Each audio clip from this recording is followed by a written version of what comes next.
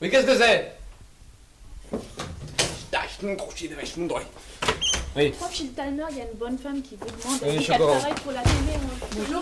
Jessica Harrison de la chaîne FTVM. Enchantée de faire votre connaissance, professeur. Bon écoutez, je n'ai pas beaucoup de temps, donc je vous en prie, installez-vous et puis voilà. Vous inquiétez pas, professeur, on va faire vite. Alfred, est-ce que tu peux installer le matériel? On tombe dans 2 minutes à l'antenne.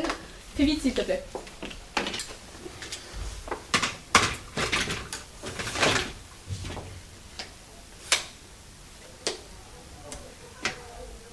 Voilà, le matériel est prêt.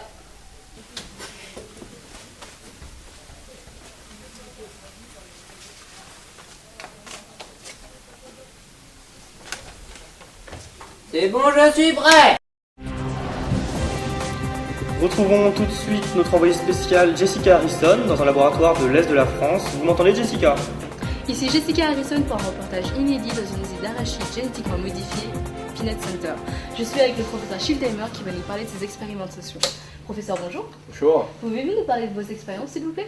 Tout à fait, donc ça fait 30 ans que je travaille dans les organismes génétiquement modifiés. Hein. Bon, bah, j'ai créé moi-même ce laboratoire il y a 12 ans.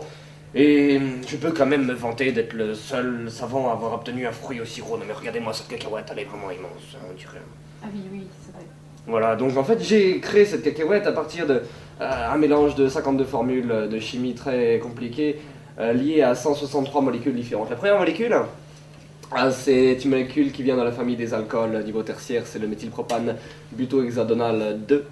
Qui donne à cette cacahuète une forme assez grosse, comme une patate un peu. En fait, la deuxième molécule, c'est une molécule de propanoate d'éthyle qui vient dans la famille des esters, et en fait, elle donne à cette cacahuète une percée cognitive au niveau de la partie orbitale droite, si vous pouvez regarder un peu plus près, et il y a comme une espèce d'encéphale qui pousse, et qui donne à cette cacahuète une sorte...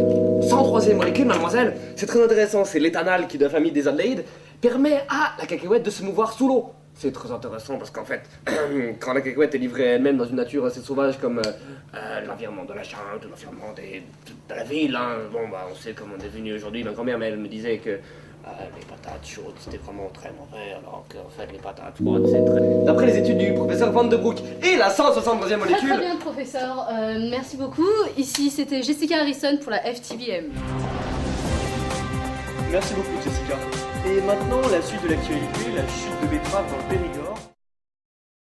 Eh bien, merci, professeur, pour cette interview. C'était très gentil mademoiselle. à vous. Hein. Alfred, tu peux ranger tes affaires, s'il te plaît, on y va. Je vous accompagne vite. D'accord, merci.